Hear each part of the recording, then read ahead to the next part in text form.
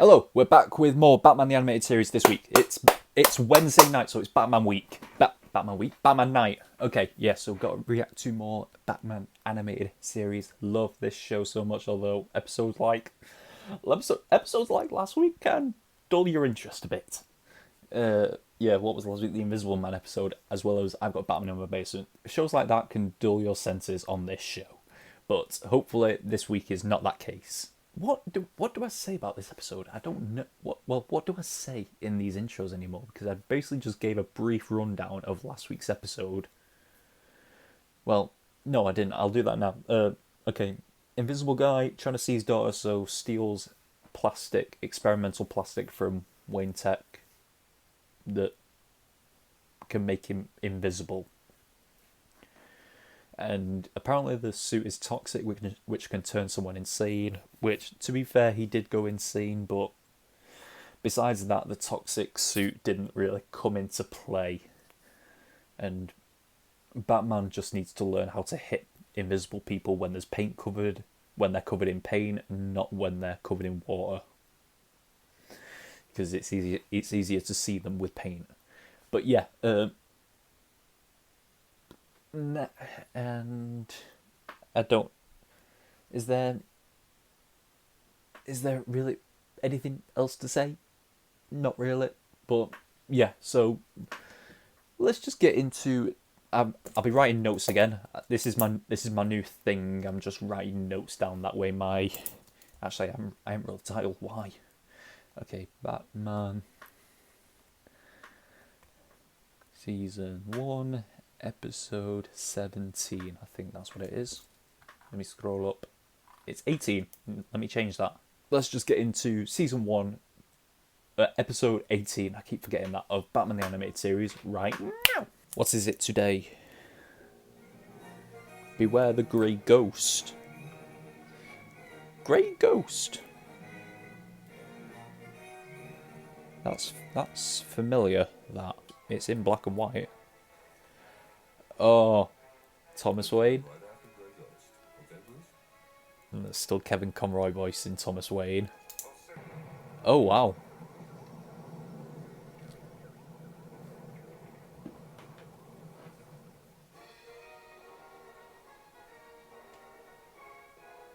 Oh, the similarities between them.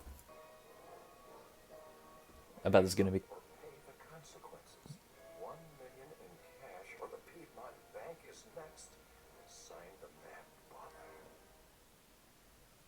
He's going to get to the scene and Gordon's going to give him that message.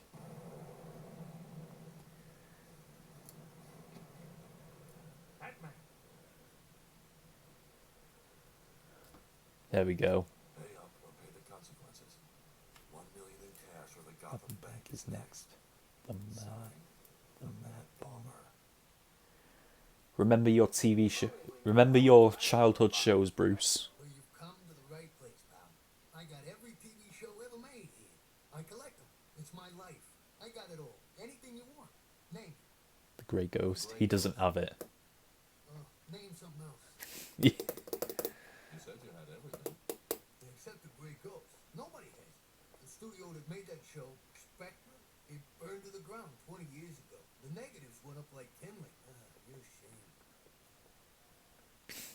Alfred. Pay your rent or get out. Alfie has been actor. Ooh.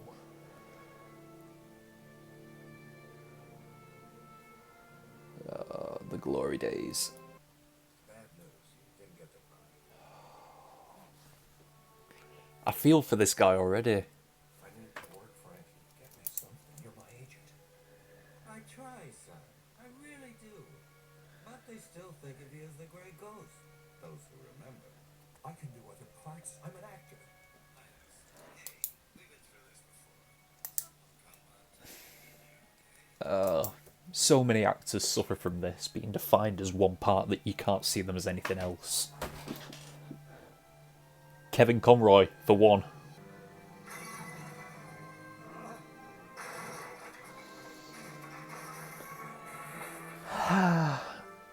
You know what? This is actually something I've been wondering recently. Like, when an actor can't get work because of a previous role that they're defined as, do they then resent that role? I've actually been wondering this recently. No word of a lie. The original Grey Ghost costume. You sure you want to get rid of this? Positive.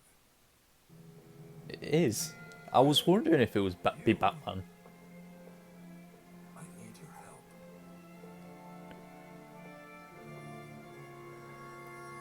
A grey ghost and a dark knight meet in an alley.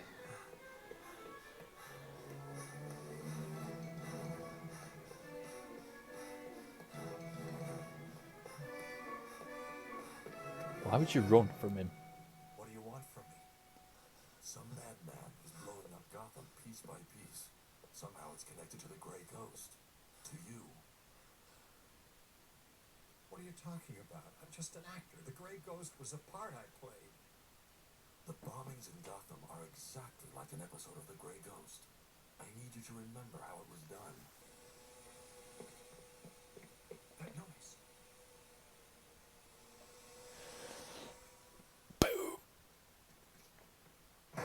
Oh. Is he going to be there still? In your apartment?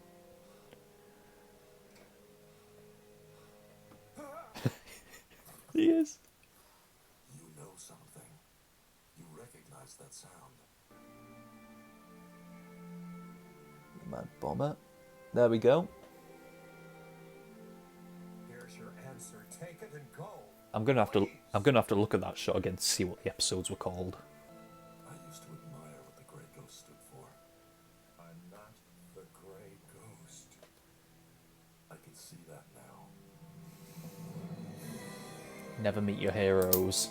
This has got to be so mad for Bruce seeing this after all this time. I would love to be able to watch some shows. I would love to be able to watch some of my childhood shows over again. Who knows, maybe I actually can. But I can't remember any of them really. Little You've got to be kidding me. little remote control cars, eh? That's right, Commissioner. Remote-controlled toy cars loaded with explosives. Oh god. 3 bombs.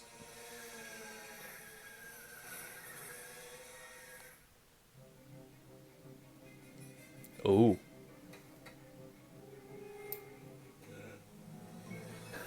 Commissioner Gordon's on it. Here they are. Fire! Fire!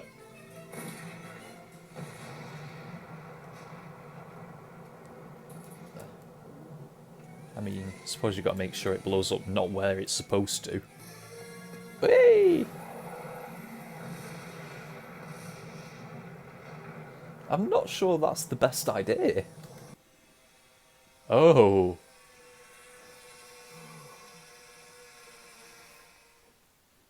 That's actually scary. How can you make toy cars scary? Hello. You? Like you said, you need my help. Really? Familiar? More than familiar. It's identical. That sound is terrifying. Drive. It's actually a scary noise. You have to be careful here. Yeah, there's still bombs in a populated city.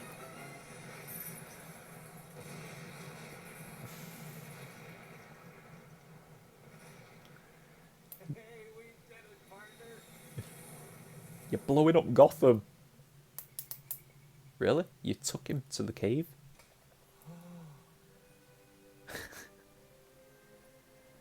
As a kid, I used to watch you with my father. The Grey Ghost was my hero. So it wasn't all for nothing. That's good. That's got to be fulfilling for him. Toy car, prints are on this car. You had the only copy of the show. The Mad Bomber followed the show step by step. But I'm not the Mad Bomber, Batman. I'm not. I sold my Grey Ghost cars months ago to pay for my... No. It can't be him. His landlord? Oh no, the guy he sold him to.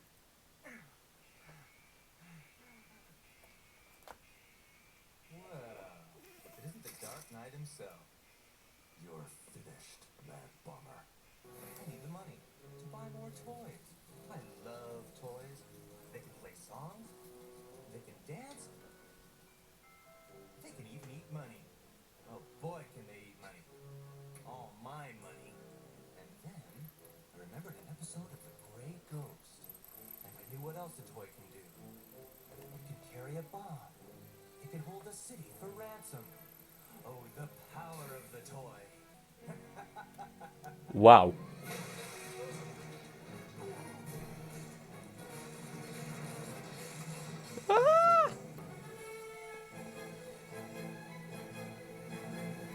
Boom.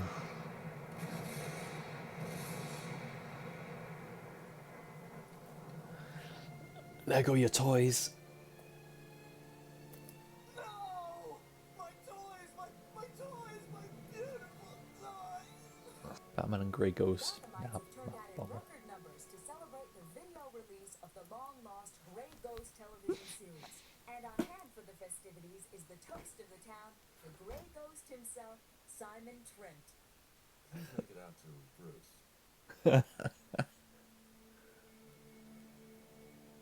There you go, Bruce. Thanks, Mr. Trent. Oh. You know, as a kid, I used to watch it with my father. The Grey Ghost was my hero. Really? And he still is.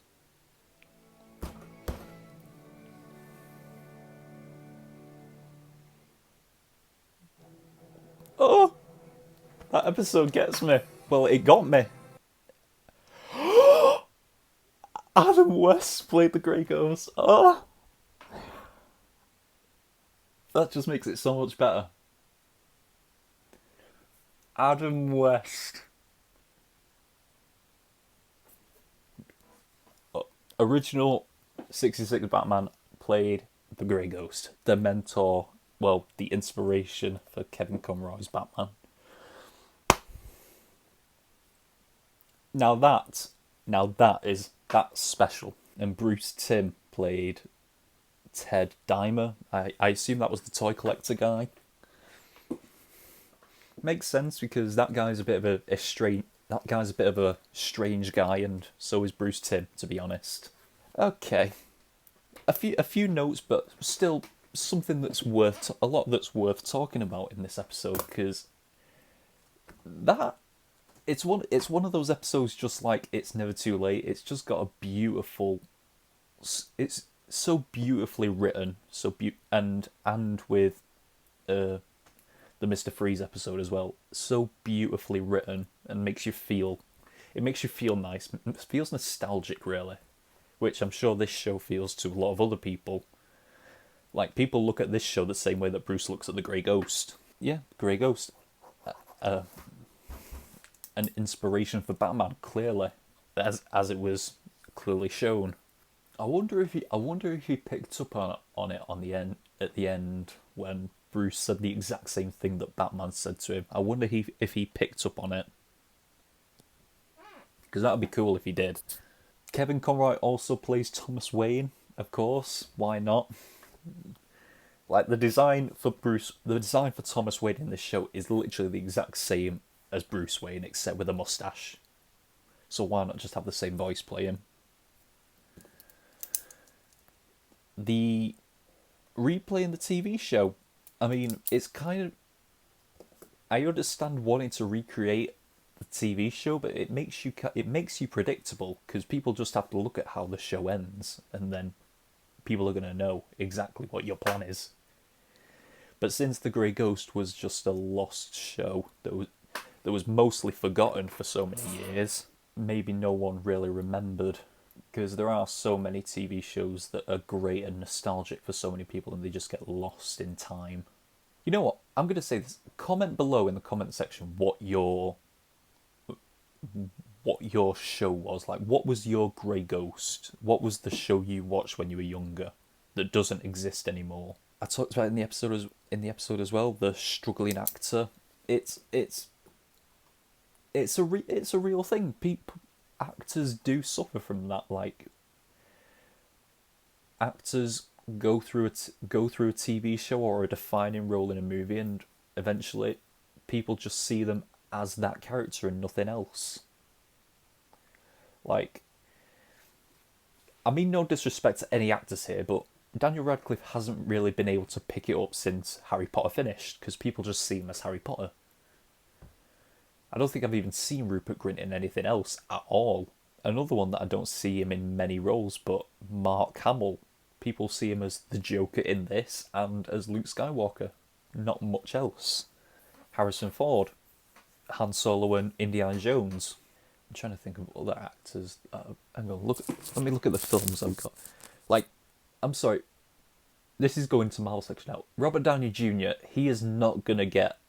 I love Robert Downey Jr. with a passion so much, but I don't know if he's going to be able to get his footing again like he did when he was Iron Man. He landed the role of a lifetime with that, and I don't know if he's going to be able to pick up where he left off.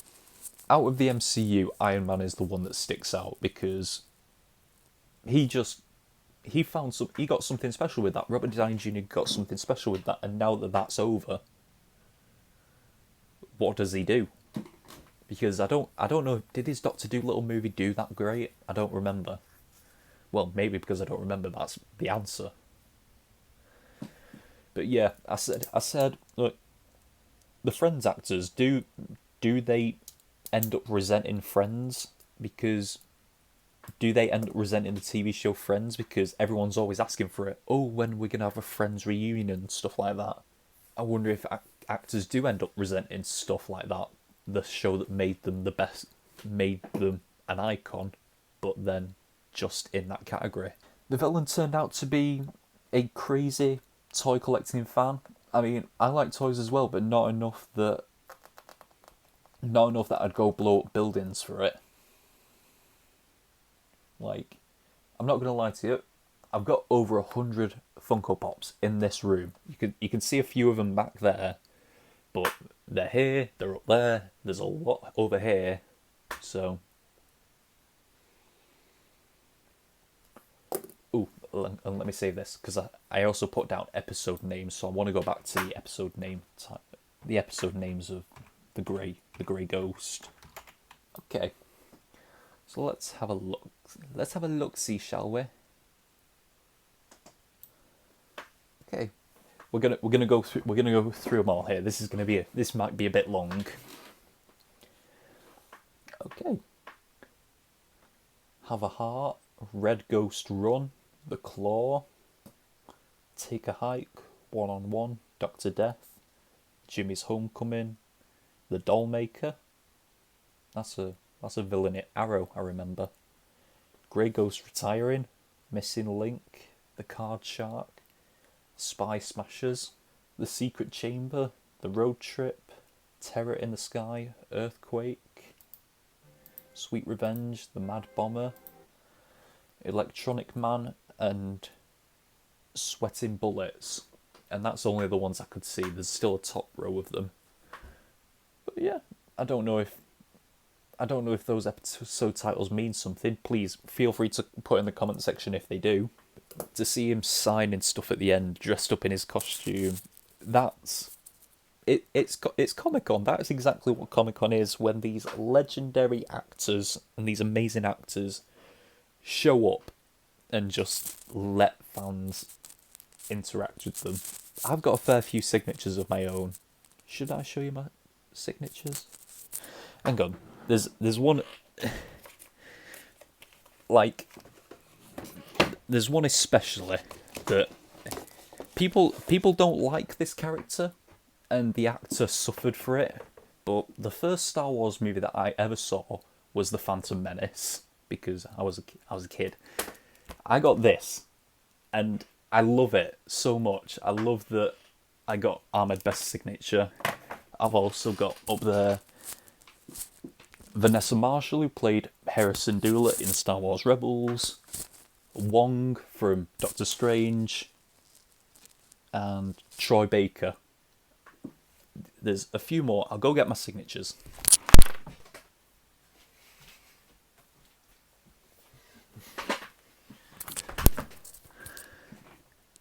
Okay, I've got my signatures here. Yeah, Paul Bettany, Vision. Amanda Connor and Jimmy Palmiotti as the writers of this. Palmiotti as the writers of this Harley Quinn comic. John Romita Jr. decided to do a little Batman sketch for me, just quickly, of my blank Batman comic. I love this one. I love that one so much. John Rhys Davis, Gimli. Lord of the Rings is one of my first. I think Lord of the Rings Two Towers was the first movie I ever saw in cinema. So, yeah, just to get John Rhys Davis' signature was amazing. I'm also a wrestling fan, if you don't know. So I got Pete Dunne. I got Pete Dunne's signature. Oh, gotta get rid of all of them. And Lando Calrissian, Billy D. Williams. You gotta love it. Oh, and the Night King. I remember this one. Look at that. A nice little picture of me with Jason Momoa. So we love that. I spent an absurd amount of money on that.